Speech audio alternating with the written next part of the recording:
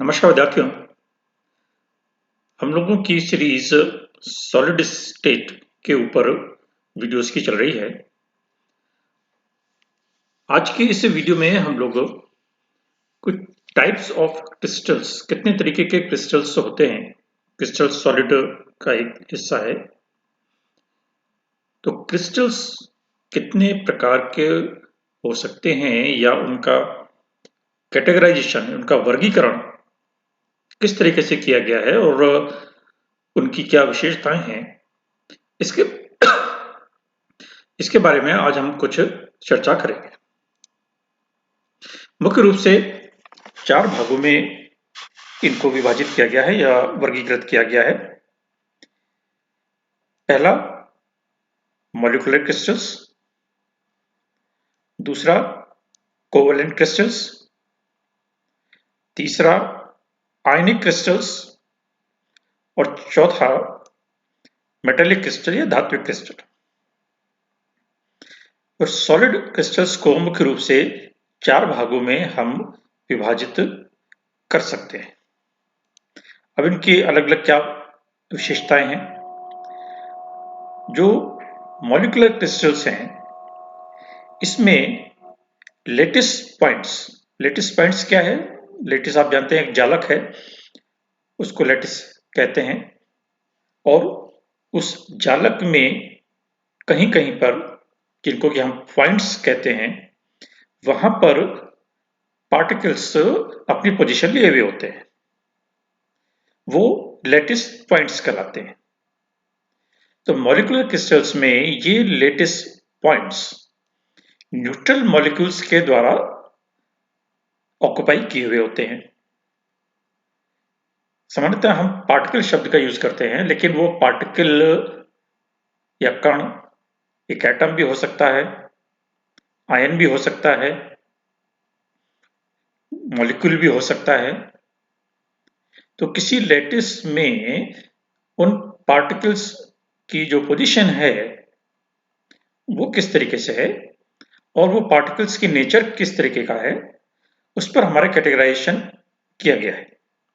तो molecular crystals में जो लेटिस पॉइंट्स हैं वो न्यूट्रल मॉलिक्यूल्स के द्वारा ऑक्युपाई किए गए हैं या घिरे गए या उनको प्लेस किया गया है। ऐसी स्थिति में जो हमारे मॉलिक्यूल्स हैं वो आपस में वंडर वाल्स फोर्स के द्वारा जुड़े हुए रहते हैं, यानी इनके बीच में जो अट्रैक्शन फोर्स है, मॉलिक्यूल्स अलग अलग जगह पर पोजीशनड हैं, लेकिन उन मॉलिक्यूल्स में जो अभी एटम्स हैं हम उनकी चर्चा नहीं कर रहे, बल्कि दो मॉलिक्यूल्स के बीच में, यानी दो पॉइंट्स के बीच में, और पॉइंट न्यूट्रल मॉलिक्यूल के द्वारा ऑक्युपाई किया गया है। तो उन मॉलिक्यूल्स के बीच में अट्रैक्शन फोर्स है वो वन डर वाल्स फोर्सेस है या डाइपोल डाइपोल इंटरेक्शन हो सकता है। यह हम मॉलिक्यूलर क्रिस्टल्स की बात कर रहे हैं और ये सॉफ्ट सॉलिड्स की कैटेगरी में आते हैं। इनके मेल्टिंग पॉइंट्स और बॉइलिंग पॉइंट्स ये लो होते हैं, यानी कम होते हैं, और पुअर कंडक्टेंस ऑफ इलेक्ट्रिसिटी यानी विद्युत के अच्छे चालक नहीं होते। कुचालक नहीं कहेंगे हमने, अच्छे चालक नहीं होते, यानी कंडक्टिविटी कम होती है। और इनका नेचर वोलेटाइल होता है। वोलेटाइल से हमारा क्या तात्पर्य है कि जो आसानी से वाष्पीकृत हो जाते हैं वो वोलेटाइल कहलाते हैं। तो ये कुछ कैरेक्टरिस्टिक्स मॉलिक्यूलर क्रिस्टल्स की होती हैं, जैसे वाटर या अमोनिया, ये दो इसके एग्जांपल्स हैं मॉलिक्यूलर क्रिस्टल्स के। इसमें यदि हम वाटर के स्ट्रक्चर की बात करें, देखिए ये पानी का एक अणु है, ठीक है, ये पानी का दूसरा अणु है, ये पानी का तीसरा अणु है। तो इस तरीके से ये जल के अलग अलग अणु हैं। और जल के एक अणु में हम जानते हैं H2O है, तो एक हाइड्रोजन और दूसरा हाइड्रोजन, 2 हाइड्रोजन के परमाणु और एक ऑक्सीजन का परमाणु, ये आपस में मिलकर जल का एक अणु बनाते हैं और ये पूरा क्रिस्टल है। तो उस क्रिस्टल में अलग अलग ये कई सारे जल के अणु हैं और एक अणु दूसरे अणु के साथ किस तरीके का अट्रैक्शन फोर्स लगाए हुए है, ये जो डॉटेड लाइन आपको दिखाई दे रही है, ये डॉटेड लाइन इनके बीच में वीक मॉलिक्यूलर अट्रैक्शन फोर्स को बताती है। यहां पर देखिए O और H के बीच में सीधी लाइन है, ये कोवेलेंट बॉन्ड है, लेकिन दो जल के अणुओं के मध्य आकर्षण बल जो कि वीक है और जिसे हम van der Waals molecular attraction force कहते हैं, और वीक होने के कारण हम उसको डॉटेड लाइन से शो करते हैं। तो ये पूरे जल की एक तरीके से संरचना है जिसमें जल के अणुओं के बीच में वीक मॉलिक्यूलर अट्रैक्शन फोर्स है और जिसको हम हाइड्रोजन बॉन्ड के नाम से जानते हैं। हाइड्रोजन बॉन्ड क्या है कि जहां पर कोई हाइड्रोजन का एक परमाणु दो इलेक्ट्रोनेगेटिव परमाणुओं के बीच में, ये ऑक्सीजन का एक परमाणु और ये ऑक्सीजन का दूसरा परमाणु, दो ऑक्सीजन परमाणुओं के बीच में एक सेतु का काम करे, ऐसी स्थिति में आप देखेंगे कि यहां पर हाइड्रोजन एक तरफ तो कोवेलेंट बॉन्ड से जुड़ा हुआ है और दूसरी तरफ weak attraction force van der Waals force के द्वारा जुड़ा हुआ है। तो यहां पर हाइड्रोजन दो ऑक्सीजन एटम्स के बीच में एक सेतु का काम कर रहा है, इसको हम हाइड्रोजन बॉन्ड के नाम से जानते हैं। तो ये इस तरीके की संरचना वाटर मॉलिक्यूल में मिलती है हमको। अमोनिया की अगर हम बात करें तो देखिए ये अमोनिया का एक मॉलिक्यूल NH3, ये अमोनिया का दूसरा मॉलिक्यूल, ये अमोनिया का तीसरा मॉलिक्यूल NH3। अब इस NH3 को जो लिखा गया है यहां पर भी आप देखिए कि एक तो यहां पर ये आपको सीधी लाइन दिखाई दे रही है और एक यहां पर ये इस तरीके से ट्रायंगुलर लाइन दिखाई दे रही है और एक यहां पर ये डॉटेड लाइन इस तरीके से दिख रहा है। तो इसको प्लॉट करने का या इसको बनाने के पीछे भी एक रीजन है या उसका कारण है कि ये लाइनें क्या बताती हैं। ये जो लाइन है N और H के बीच में, जिसको सीधी रेखा से हम लिखते हैं, ये कोवेलेंट बॉन्ड बता रही है। दूसरा नाइट्रोजन और हाइड्रोजन के बीच में ये भी कोवेलेंट बॉन्ड है, लेकिन उसको यदि हम इस तरीके से डार्क बनाकर एक ट्रायंगुलर के रूप में लिखते हैं तो इसका तात्पर्य होता है कि वो हाइड्रोजन का एटम सतह से हमारी तरफ है, यानी ऊपर की तरफ है, क्योंकि ये एक 3 डायमेंशनल ज्योमेट्री है और इसको हम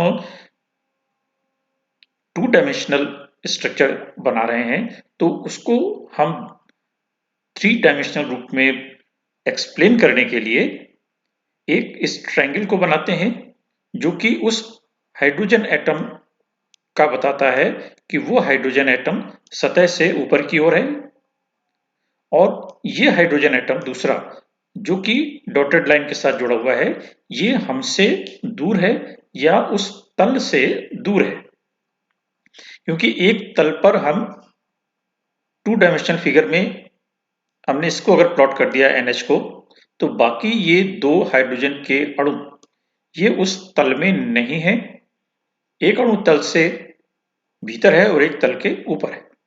तो उसको दर्शाने के लिए ये इसका तरीका है।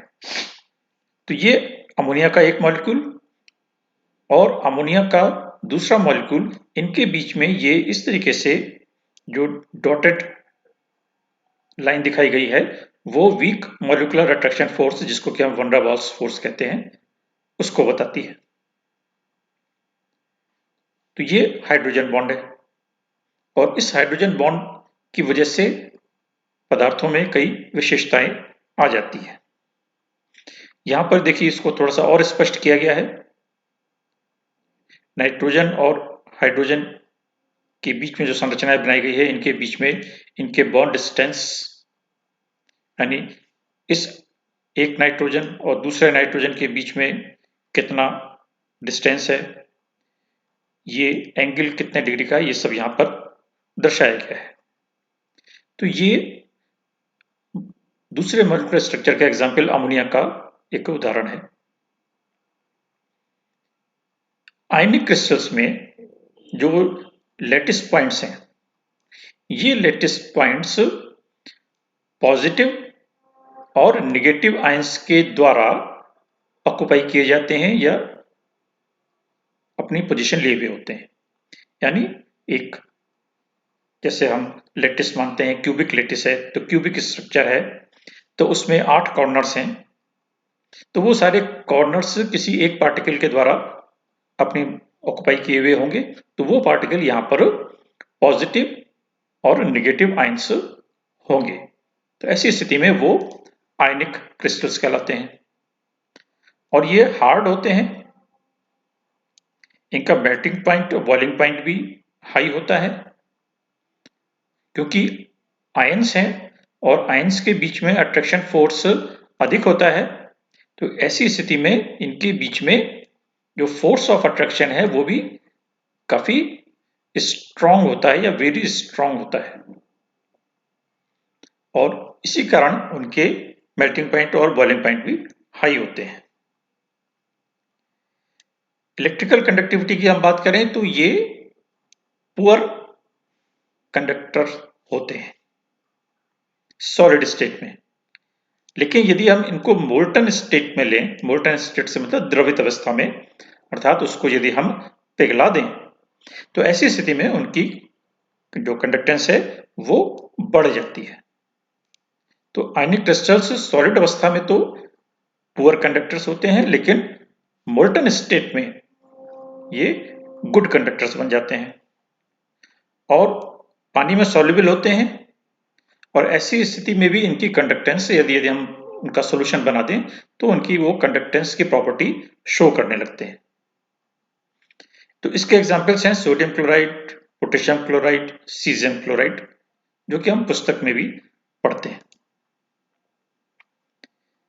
सोडियम क्लोराइड का जो क्रिस्टल संरचना है वो कुछ इस तरीके की है, क्यूबिक है। ये फेस सेंटर्ड क्यूबिक क्रिस्टल है। क्यूबिक में भी कई तरीके की संरचनाएं होती हैं। सिंपल क्यूबिक हो सकता है, फेस सेंटर्ड हो सकता है या बॉडी सेंटर्ड हो सकता है। तो ये सोडियम क्लोराइड की संरचना फेस सेंटर्ड क्यूबिक क्रिस्टल होती है और इसका कोऑर्डिनेशन नंबर 6:6 है। अब इसमें यदि हम एक यूनिट सेल में कितने सोडियम क्लोराइड के पार्टिकल्स हैं उसको यदि हम कैलकुलेट करना चाहें, तो देखिए ये जैसी एक हमारी संरचना बनी हुई है, ये क्यूबिक संरचना है, जिसमें ये लाल से सोडियम आयंस दर्शाए गए हैं और ये नीले से क्लोराइड आयंस दर्शाए गए हैं। सोडियम का आकार छोटा होता है इसलिए छोटे गोला है, क्लोराइड आयन का आकार थोड़ा सा बड़ा होता है। तो ये जो हमारी एक संरचना है वो एक यूनिट सेल है, यानी इसमें हम कह सकते हैं कि 1, 2, 3, 4 और इसी तरीके से 4 नीचे, 5, 6 और पीछे की तरफ 7 और 8, ये 8 क्यूब्स को मिलाकर एक बड़ा क्यूब बनाया गया है।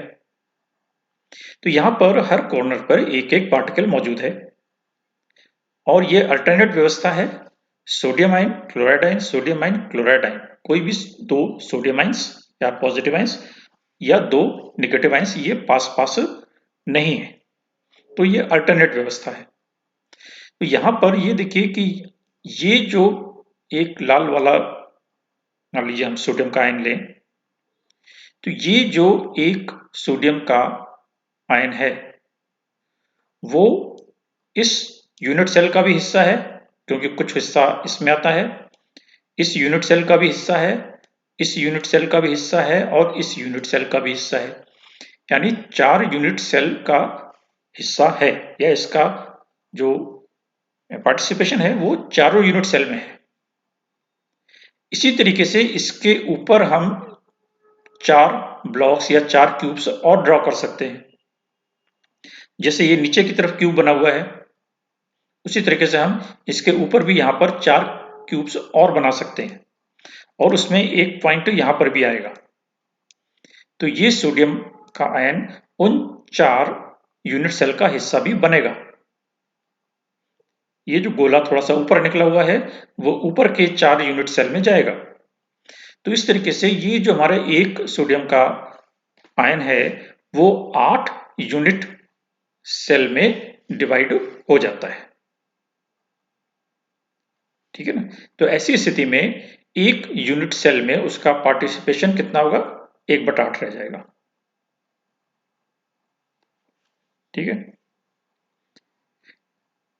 इसी तरीके से क्लोराइड आयंस हैं, ये फेस पर है। यदि तो फेस पर यदि कोई है पार्टिकल, जैसे मान लीजिए ये पार्टिकल फेस पर है या ये पार्टिकल फेस पर है, तो फेस पर यदि रहता है तो ऐसी स्थिति में वो कितनों का हिस्सा बनेगा, 2 का। ठीक है।